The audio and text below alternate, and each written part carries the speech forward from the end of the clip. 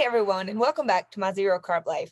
So I've been a carnivore now for the past 12 years. That means that I eat only animal products with the addition of some seasonings, some spices. I do drink coffee because it's just water that touched the plant, but I don't actually eat plants because I feel my best without them. Eating only animal products allows me to just feel energized and healthy, to have regular cycles, to have clear skin.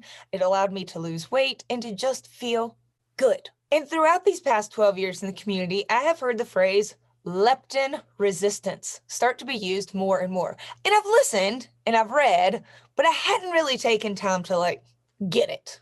So we just moved to a new house. While I've been doing some painting projects and some remodeling things, I decided to listen to as many episodes as I could all about leptin resistance. I started with Dr. Eric Bird and Ivor Cummings did a fantastic YouTube video. Then I looked outside the carnivore community to a guy named Thomas DeLauer.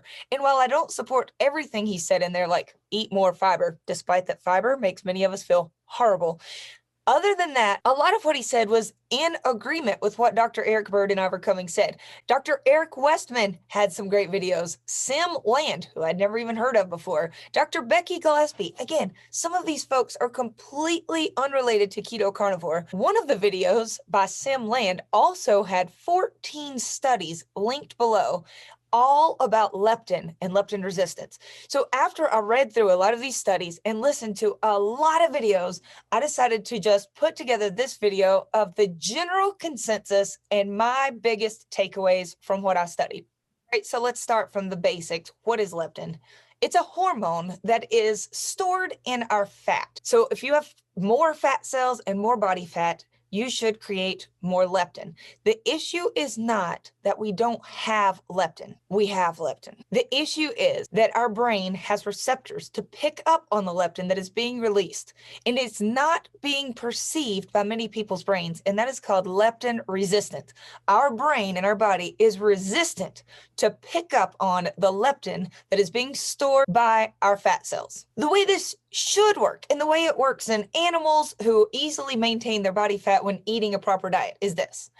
As a creature eats more and more, and as body fat increases, more leptin is released, and it goes to our brain and it says, whoa, buddy, you have eaten enough. You really need to cut back and eat less, and it slows down your appetite. We have two primary hormones that influence our appetites. You have ghrelin, which increases hunger, and then leptin tells your brain, stop, you're full, that's enough, you've had enough.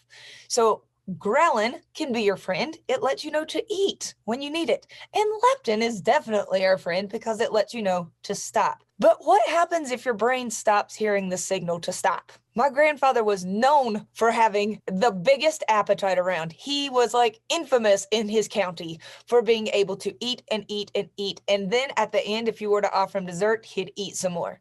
And as a child, I overheard people in the family saying, she's just like her papa. So when I finally did discover that carbs were the issue for me and I cut out carbs, I immediately started losing weight. Life was great. When I became total all-in carnivore and was told, eat all that you want, I did, all in. I didn't have a clear off signal. So when I talked to the carnivores and I would say, hey, any tips for controlling my hunger? They would say, eat when you're hungry, stop when you're full. And I'm like, I have no idea what those words even mean. That can be a very clear sign of leptin resistance, because when your body gets enough nutrients, enough fat, enough protein, it should be a very clear time to say, done, you may leave the table now. But some of us don't get that signal. So there are ways that you can increase your leptin sensitivity. The idea is not that you need to go around hungry. The idea is that when your body gets enough, your brain gets the signal that you've had enough, and then you feel satisfied and full, and you can just go off and live your life. And now I'm happy to say that's pretty much how my body works. But it took years to get here. And I'm pretty sure if I had done these tips, it could have come a little sooner. So reminder, I'm basing all of these tips not on how I necessarily did it, because it took me a long time, but on the videos that I listened to and on the cited studies within those video descriptions. Tip number 1, have regular meal times. I've been told many times through the years at Carnivore, do not have set meal times, to only eat when you're hungry and then stop when you're full. But if you don't feel those feelings, That can be hard to figure out. So according to these studies, people who have set regular meal times that can be flexible to some degree, of course, but general meal times, their body learns to expect when that nutrition is coming, and you can actually become more in tune with your hunger signals, leptin sensitive. Some people say that if you wake up and immediately eat breakfast and then wait several hours, if you are a person that still needs 3 meals a day, then you eat your lunch. And then if you're a person who also 3 meals a day, you eat dinner. Having those set meal times can help your body to recognize leptin easier. This next one could be controversial, but it was in the research, so I'm going to tell you. When we purposefully ignore our hunger signals and do not eat in the name of fasting or for whatever reason it is, you are definitely hungry for meat, but you choose to ignore it. Your receptors in your brain stop listening to ghrelin and leptin as much. You've ignored it. You've ignored it repeatedly. Why would it keep listening? Also, when you repeatedly stop listening to your body's clear signal to stop eating, you're full and you ignore that. So you overstuff and overstuff. Your body also stops listening to ghrelin and leptin. So according to this research, if you were to eat, say, 1, 2, or 3 meals per day, whatever feels comfortable to you when your body gives that signal. For me, it is sometimes 2 times per day, and sometimes I'll eat breakfast, so that would be 3 meals per day. But whenever you stop and you eat a meal where you are comfortably satisfied, but you do not purposefully power through it, when you get the signal, hey, I think that's enough, this is the ideal. The research is saying that if you keep eating past that point repeatedly, that you are training your brain to ignore leptin. Now, I have experience with this myself. I have gone to all-you-can-eat meat buffets like Golden Corral or Brazilian restaurants and have stuffed myself silly with meats. And in my mind, I would think, wow, you just ate 5 times your normal sized dinner. You will probably go much longer until you need to eat again. And that's how it should work. But often I will wake up the next morning at least as hungry as normal, if not more. Why? I just literally ate more calories than normal. I should be less hungry, but that's not how it always works with someone who is leptin resistant. Overstuffing ourselves is actually causing those receptors to shut down. And so we're just hungry, hungry, hungry. So having normal meal times of, say, a pound of meat here, a pound of meat at dinner can help start training your brain to listen to the cue of full, hungry, and to become more sensitive to those signals. The next tip for fixing leptin resistance is probably the most obvious to all of us watching this video. Cut out the processed foods and carbs, because sugars and processed foods with all of these chemicals that are literally designed to be addictive, it is shutting down your trigger to say no. This is why when you eat a healthy meal and at the end you feel satisfied and stuffed, and then someone says, hey, do you want some dessert? You can always say, yes, I would. And one slice of dessert will sometimes cause you to be even hungrier for more than before you had the dessert, especially if it is a highly processed and sugary, carby treat. Other good news for carnivores is that by having a diet high in protein and high in fat, it can help trigger satiety. And anyone who has eaten a big ribeye knows that it's easier to feel satisfied with a ribeye than it was with pasta. It's much harder to power through and ignore those feelings of satiety when it is a nutrient-dense meal of meat, eggs, and or dairy. But did you know that having more omega-3s in your diet, like the ones found in fish, sardines, that omega-3s can actually increase your sensitivity to leptin? So now there are a few reasons to eat fish. One, based on the episode with Dr. Berry recently, they have iodine, especially wild-caught fish like sardines.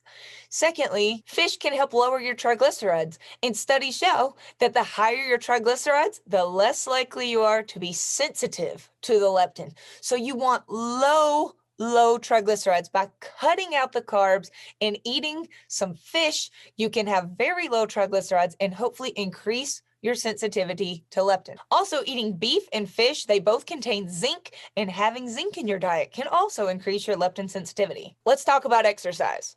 So it turns out that exercise is good for leptin sensitivity, but only if it is not stressful and intense, long exercise, like, for example, an hour of cardio per day. If you are doing extensive cardio that is stressful to your body, it can actually cause your body to have high cortisol levels. And according to research, high cortisol levels mean that you are not going to be sensitive to your leptin. Your body will not even pick up on the leptin, and therefore you will continue to eat and gain more and more fat cells with more and more leptin, but your brain won't even perceive it.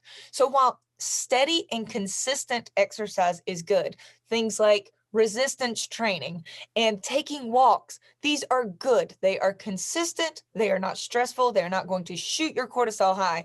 If you are doing anything in life that is incredibly stressful on an ongoing basis, so we're not talking like, oh, I almost had a wreck at a stoplight and it was a one-time thing.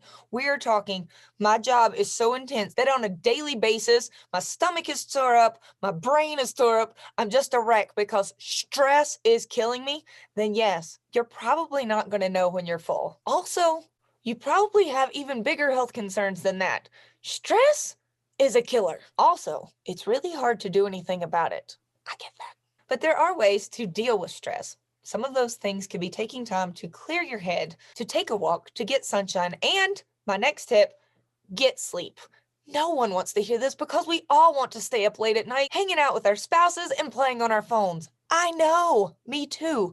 But there's actual research that shows very clearly that if you put yourself to bed at a decent hour, say 10 o'clock, and then you sleep until a decent hour, say 6 o'clock, and then you wake up and you get some sunlight in your eyes and you take a walk and then you eat some breakfast and you tell your body, okay, body, we're awake. It's daytime now. You are actually fixing your circadian rhythm and you're becoming in tune with when it is time to get up and when it's time to go to bed.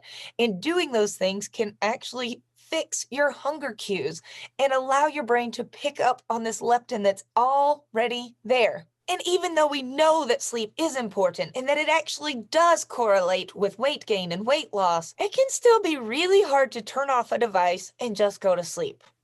But I'm working on it. And you could too. There has been some talk in the carnivore world lately about adding fruit into a carnivore diet.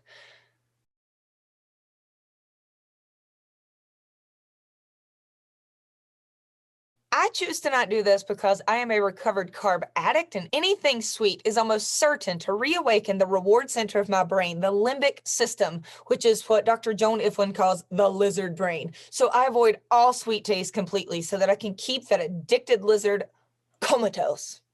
But another thing about fructose is studies show that fructose, which is found in fruit, is almost certain to inhibit your body's ability to feel and recognize your leptin. In other words, if you eat fruit alongside of your meat, studies show that you are less likely to feel full from the meat. And the final tip is to lower inflammation. If you need a test to see if you're inflamed, you could get a CRP, which is your C-reactive proteins. It's just a blood draw and it's not very expensive.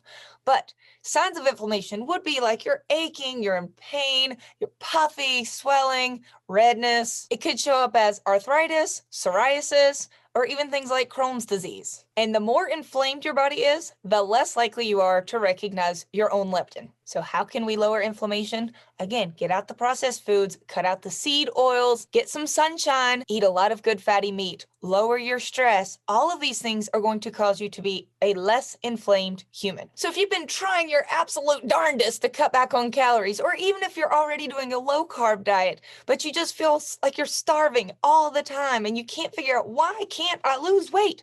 Maybe the answer is leptin. All right, super quick review.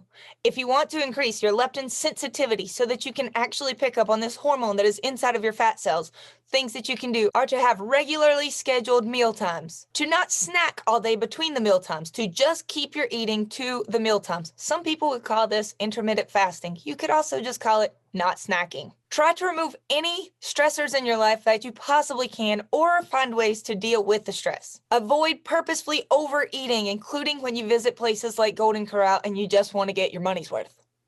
Avoid yo-yo dieting, where you restrict, and then binge.